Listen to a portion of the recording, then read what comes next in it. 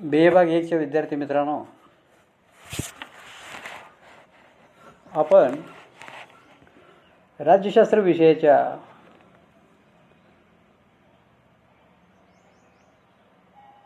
Second सेमिस्टरचा जो काही syllabus आहे, भारतीय राज्यघटना किंवा भारताचे शासन आणि राजकारण, या पेपरमधला टॉपिक नंबर 3 आपण बघत आहोत. केंद्रीय कायदे मंडळ, त्याला संसद असं म्हटलं जातं. आणि संसदेची 2 सभागृहे असतात, एक लोकसभा असतं, दुसरं राज्यसभा असतं.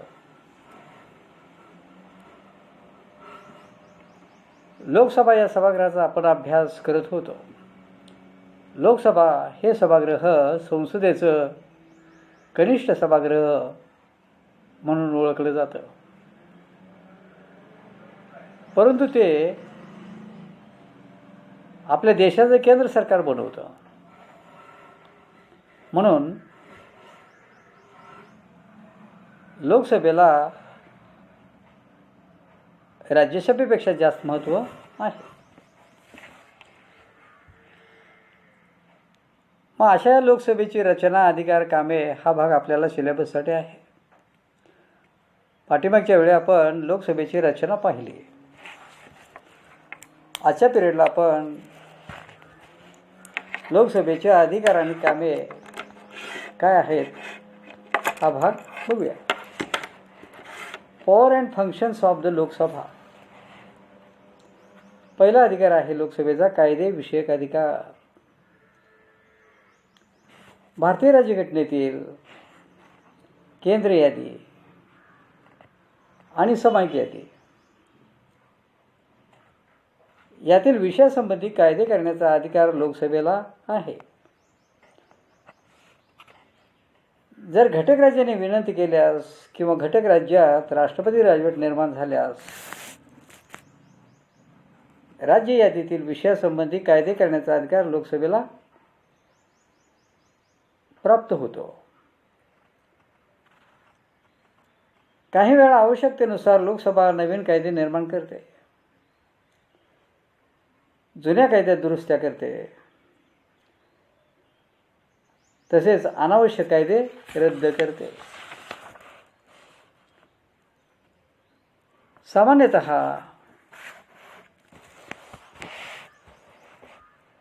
कोणतीही विधेयके प्रथम लोकसभेत मांडली जातात.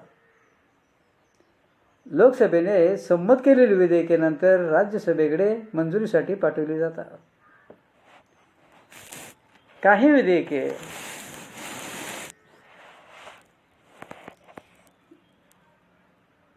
जी राज्यसभेत प्रथम संमत होतात आणि नंतर मंजुरीसाठी लोकसभेकडे येतात. कायदे निर्मितीचे कार्य संसदेच्या दोन्ही गृहामार्फत होत असते. ज्यावेळी या दोन्ही गृहात एखाद्या विधेयकाबाबत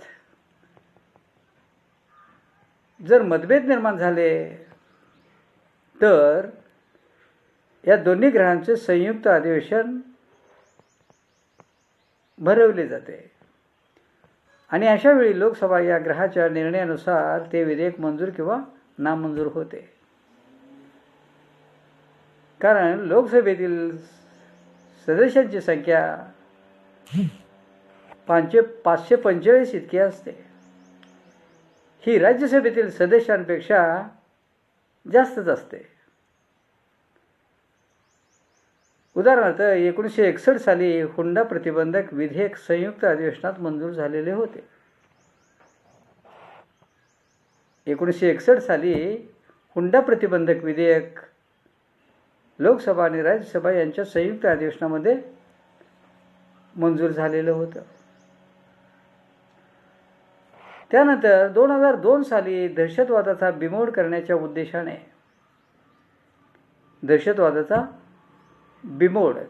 उद्देशाने पोटा विधेयक संसदेच्या संयुक्त अधिवेशनात मंजूर करण्यात आले. तर पोटा म्हणजे काय, तर prevention of terrorism act. Prevention of terrorism act असं त्याला इंग्लिशमध्ये म्हटलं जातं आणि शॉर्ट फॉर्ममध्ये पोटा असं म्हटलं जातं.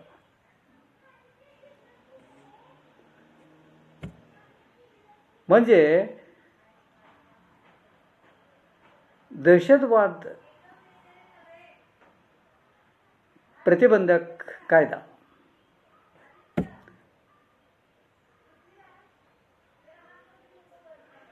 अशा पद्धतीने साधारणपणे कायदेविषयक अधिकार लोकसभा आणि राज्यसभा या दोन्ही सभागृहांना उपयोगात आणता येतो.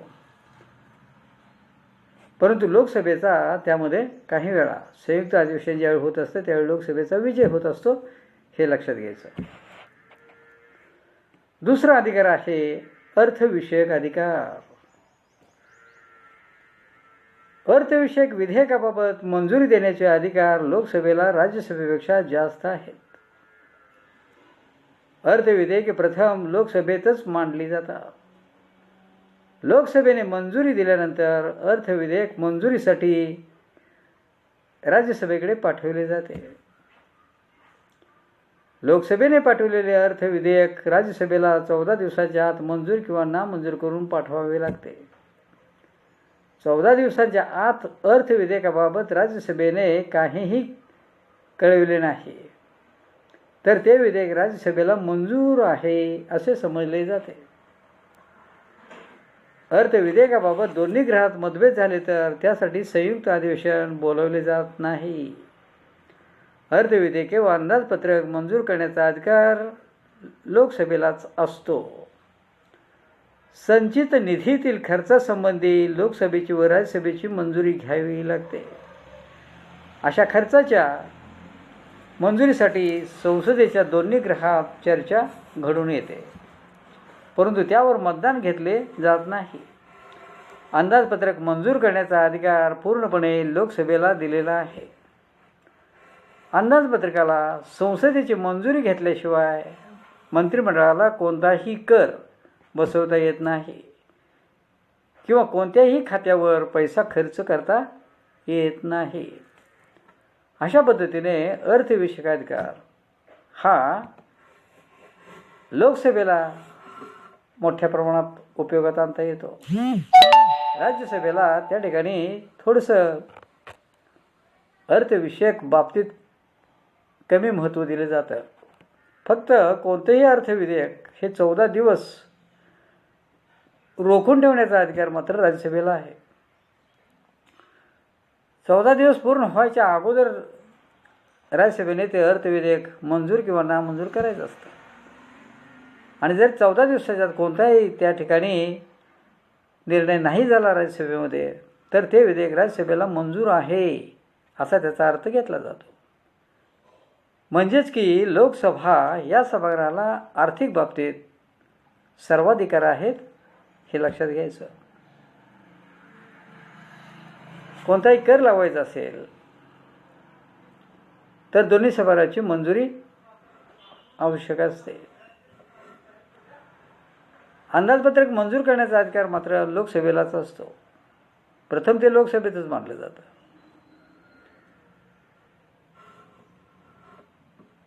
म्हणजे एकंदरीत जर आपण विचार केला तर अशा पद्धतीनं साधारणपणे आर्थिक बाबतीत लोकसभा ही अधिकारांच्या बाबतीत घटनेनुसार आघाडीवरती आहे हे लक्षात घ्यायचं. राज्यसभेला थोडंसं कमी महत्त्व आहे हेही लक्षात घ्या. अशा पद्धतीनं हा दुसरा अधिकार आहे. तिसरा अधिकार आहे कार्यकारी अधिकार म्हणजे शासनविषयक अधिकार. संसदीय शासन पद्धतीत मंत्रिमंडळ सामुदायिकरित्या लोकसभेला जबाबदार असते.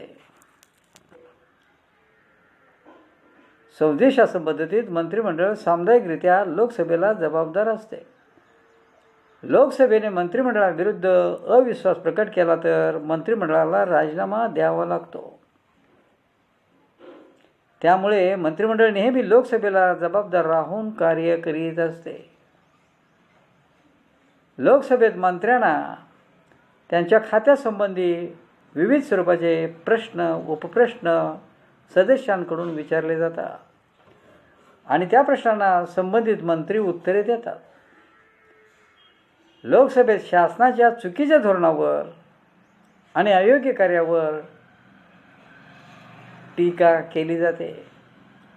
लोकसभा व राज्यसभा यातील सदस्यातून समित्या स्थापन करून मंत्र्यांच्या कामाची तपासणी केली जाते आणि त्यासंबंधीचा अहवाल संसदेपुढे चर्चेस ठेवला जातो.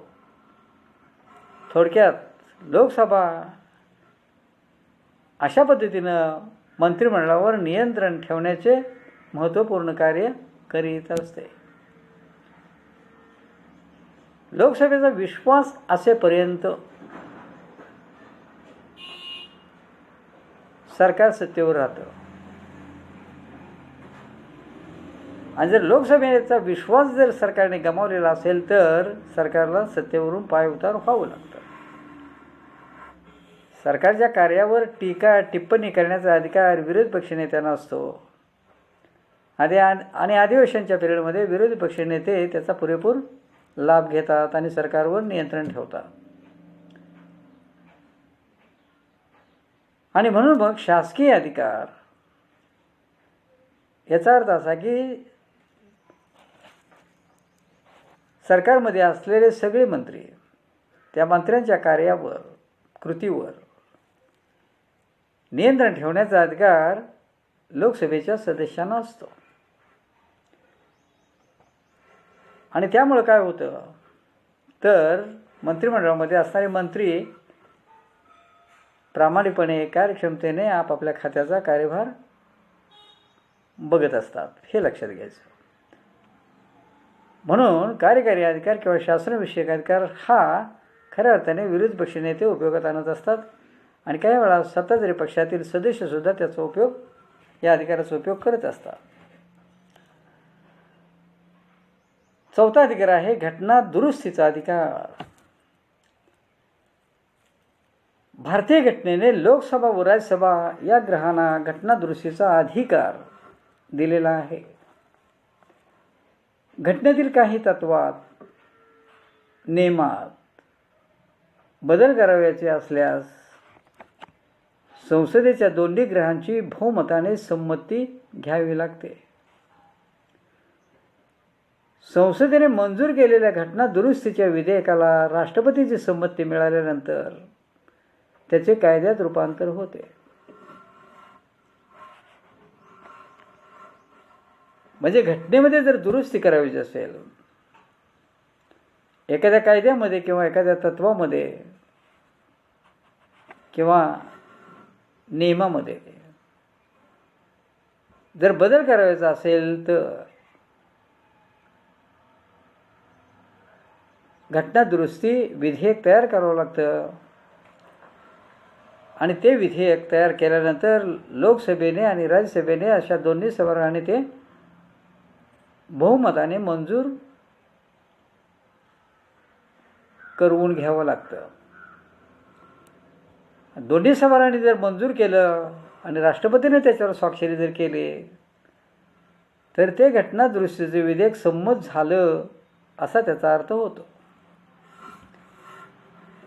आणि म्हणून मग घटना दुरुस्त करण्याचा जो अधिकार आहे तो अधिकार दोन्हीही सभागृहांना आहे हे या ठिकाणी लक्षात घ्यायचं. आणि या अधिकाराचा उपयोग दोन्ही सभागृह हे पुरेपूर करीत असतात. आता शेवटचा अधिकार आहे तो म्हणजे पाचवा अधिकार, इतर अधिकार असं त्याला म्हटलं जातं. इतर अधिकारामध्ये लोकसभेच्या सदस्यांना काही अधिकार प्राप्त झालेले असतात. त्याचा या ठिकाणी आपल्याला विचार करावा लागतो. त्यामध्ये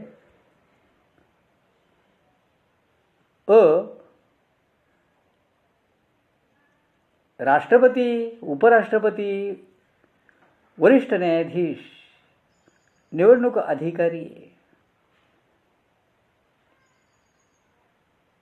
इत्यादींनी जर घटनाविरोधी वर्तन केलेलं असेल तर त्याची चौकशी करण्याचा अधिकार संसदेला असतो. घटनाविरोधी जर वर्तन यापैकी कोणी जर केलं तर त्या ठिकाणी संसदेच्या दोन्ही ग्रहांनी बहुमताने जर तसा ठराव संमत केला तर त्यांना पदच्युत व्हावे लागते. मग तिथे राष्ट्रपती असू दे, उपराष्ट्रपती असू दे, किंवा कोणताही वरिष्ठ न्यायाधीश असू दे, किंवा निवडणूक अधिकारी असू दे, घटनाबाह्य वर्तन जर त्यांच्याकडून घडलेलं असेल आणि तसा आरोप त्यांच्यावर जर ठेवला असेल आणि दोन्ही सभागृहांनी त्या आरोपाला बहुमताने जर मंजुरी दिलेली असेल तर संबंधित त्या पदावर असणाऱ्या व्यक्तीला पदच्युत व्हावं लागतं. म्हणजे पदच्युत करण्याचा अधिकार लोकसभेला आहे, हे लक्षात घ्या. त्याच्यानंतर राष्ट्रपतीच्या निवडणुकीत लोकसभा व राज्यसभा या ग्रहातील सदस्यांना मतदानाचा अधिकार असतो. राष्ट्रपती व उपराष्ट्रपती यांची निवड करण्याचा अधिकार लोकसभेला आणि राज्यसभेला दोन्ही सभागृहांना आहे. दर 5 वर्षांनी राष्ट्रपतीचं इलेक्शन असतं आणि त्या इलेक्शनमध्ये सहभाग घेण्याचा अधिकार दोन्ही सभागृहातील सदस्यांना असतो. फक्त अँग्लो इंडियन जमातीचे सदस्य आणि राज्यसभेतील राष्ट्रपतीद्वारे नियुक्त झालेले 12 सदस्य सोडून इतर सदस्यांना राष्ट्रपतीच्या निवडणुकीमध्ये मतदान करण्याचा अधिकार प्राप्त झालेला असतो. हे घटनेने बहाल केलेला असतो. हे या ठिकाणी लक्षात घ्यायचं. म्हणून हा दुसरा हा अधिकार आहे. आता घटक राज्याची निर्मिती, सीमा बदल अशा स्वरूपाची विधेयके मंजुरीसाठी लोकसभेत येतात. घटक राज्यात विधानसभेच्या शिफारशीवरून विधान परिषद निर्माण करणे किंवा अस्तित्वात असलेली विधान परिषद रद्द करणे याविषयीचा अधिकार लोकसभेला आहे. म्हणजे घटक राज्यांची निर्मिती करणं, घटक राज्यांच्या सीमा बदलणं, अशी ज्यावेळी विधेयके लोकसभेमध्ये मंजुरीसाठी येतात त्यावेळी लोकसभा त्याला मंजुरी देऊ शकते. त्याचबरोबर एखाद्या घटक राज्यात विधानसभेच्या शिफारशीवरून विधान परिषद निर्माण करता येते किंवा अस्तित्वात असलेली विधान परिषद रद्द करता येते. तसा अधिकार लोकसभा या सभागृहाला घटनेने दिलेला आहे. म्हणून हा एक अधिकार. आता संसदेच्या विश्रांतीच्या काळात राष्ट्रपतीने काढलेल्या वटहुकमांना मंजुरी देण्याचे कार्य लोकसभेला करावे लागते. तसेच राष्ट्रपतीने घोषित केलेल्या आणीबाणीची मुदत 2 महिन्यांपेक्षा जास्त वाढवायची असेल तर लोकसभेची संमती घ्यावी लागते. म्हणजे राष्ट्रपतींच्या अधिकार कार्यांबाबत लोकसभा या अधिकाराचा वापर करू शकते. जर राष्ट्रपतीने काही वटहुकूम काढलेले असतील तर त्या वटहुकमांना लोकसभेची मंजुरी घ्यावीच लागते. तसेच राष्ट्रपतीने घोषित केलेली जी काही आणीबाणी असते त्याची मुदत 2 महिन्यांपेक्षा जास्त वाढवायची असेल तर लोकसभेची संमती घ्यावी लागते.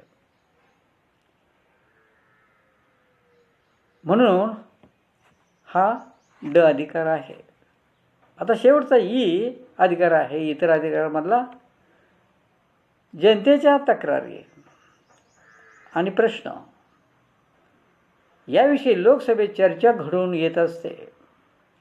लोकसभा हे सभागृह जनतेच्या प्रतिनिधींचे सभागृह असल्यामुळे तेथे लोकमताचे खरेखुरे प्रतिबिंब उमटत असते. जनतेची इच्छा आकांक्षा विचारात घेऊन कायदे निर्मितीचे कार्य लोकसभेकडून होत असते.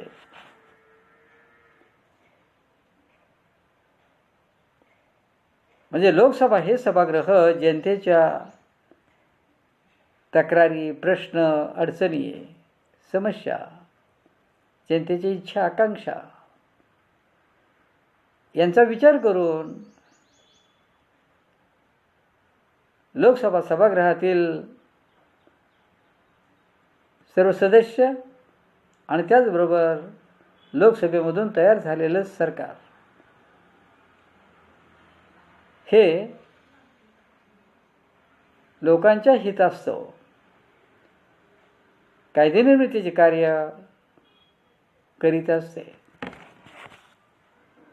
म्हणजे एकत्रित जर आपण विचार केला तर अशा पद्धतीनं लोकसभा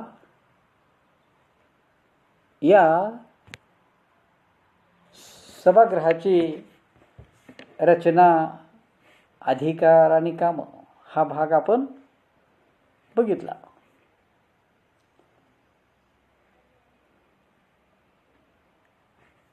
संसदेचं हे कनिष्ठ गृह जरी असलं तरी हे सभागृह खूप महत्त्वाचं आहे. या सभागृहाच्या बाबतीत आपण सगळ्यात अगोदर लोकसभेची म्हणजे संसदेची घटनात्मक तरतूद काय आहे ते पाहिलं आणि त्याच्यानंतर लोकसभेची रचना आपण बघितली. रचनेमध्ये पहिला पॉईंट बघितला सदस्य संख्या, दुसरा पॉईंट बघितला निवडणूक पद्धती, तिसरा पॉईंट बघितला कार्यकाळ, चौथा पॉईंट बघितला वेतन भत्ते, पाचवा पॉईंट बघितला गणसंख्या आणि सहावा पॉईंट बघितला लोकसभेचे पदाधिकारी, स्पीकर म्हणजे सभापती आणि उपसभापती.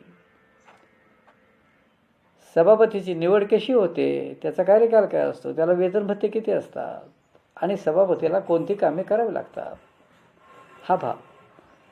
आणि सभापतीच्या गैरहजेरीमध्ये सभापतीचं काम पाहण्यासाठी उपसभापतीची नियुक्ती केली जाते आणि मग उपसभापती त्या पदावर गेल्यानंतर कामं बघत असतो. म्हणजे सभागृहामध्ये ज्यावेळी अधिवेशन सुरू असतं त्यावेळी त्या अधिवेशनच्या पिरियडमध्ये सभापतीचं काम चालू असतं. ते जवळजवळ 12-13 प्रकारची कामं जी आहेत ती कामं आपण बघितली आहेत. अशा पद्धतीनं रचना हा भाग आपण संपवला होता पाठिंबाच्या पिरियडला. आणि आजच्या पिरियडला आपण लोकसभेचे अधिकार आणि कामे हा भाग बघितला. पहिला अधिकार बघितला कायदेविषयक अधिकार, दुसरा अधिकार बघितला अर्थविषयक अधिकार, तिसरा अधिकार बघितला आपण शासनविषयक अधिकार म्हणजे कार्यकारी अधिकार, चौथा अधिकार बघितला आपण घटना दुरुस्ती करण्याचा अधिकार आणि शेवटचा 5वा अधिकार बघितला आपण इतर अधिकार. त्यामध्ये 4-5 पॉईंटचा समावेश होतो. उदाहरणार्थ वरिष्ठ अधिकाऱ्यांना घटनाबाह्य वर्तन केल्यानंतर बडतर्फ करणं, राष्ट्रपती उपराष्ट्रपती यांच्या इलेक्शनमध्ये सहभाग घेणं, नवीन घटक राज्यांची निर्मिती करणं, सीमा बदल करणं, एखाद्या घटक राज्यामध्ये विधानसभेची जर शिफारस असेल तर विधान परिषद निर्माण करणं किंवा रद्द करणं आणि त्याच्यानंतर मग राष्ट्रपतीने काढलेल्या वोट हुकुमांना मंजुरी देणं. आणि त्याचबरोबर जर राष्ट्रपतीने आणीबाणी घोषित केलेलं असेल आणि 2 महिन्यापेक्षा जास्त काळ आणीबाणीचा कालखंड वाढवायचा असेल तर त्यासाठी लोकसभेची मंजुरी घ्यावी लागते. आणि शेवटचा पॉईंट भेटला होता, जनतेच्या तक्रारी, अडचणी, समस्या सोडवणे, जनतेच्या हितास्तव चर्चा घडवून आणणे, जनतेच्या कल्याणाच्या दृष्टिकोनातून काम करणे. अशा पद्धतीनं लोकसभा हे सभागृह या ठिकाणी शिकवून संपलेलं आहे.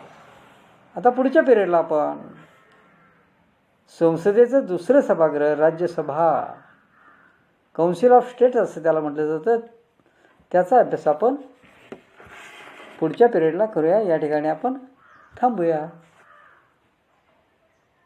आणि हा तास झाल्यानंतर, हा व्हिडिओ ऐकल्यानंतर फीडबॅक फॉर्म भरा कृपा करून. म्हणजे तुमचा अटेंडन्स जो आहे तो अटेंडन्स महाविद्यालयालाही कळेल आणि त्याचबरोबर विद्यापीठालाही कळेल. म्हणून माझी तुम्हा सगळ्यांना FIBAच्या सर्व विद्यार्थ्यांना अशी विनंती आहे की हे व्याख्यान ऐकल्यानंतर आपण फीडबॅक फॉर्म भरायचा आहे. कृपा करून तो भरावा असे मी तुम्हाला सगळ्यांना विनंती करतो. ठीक आहे.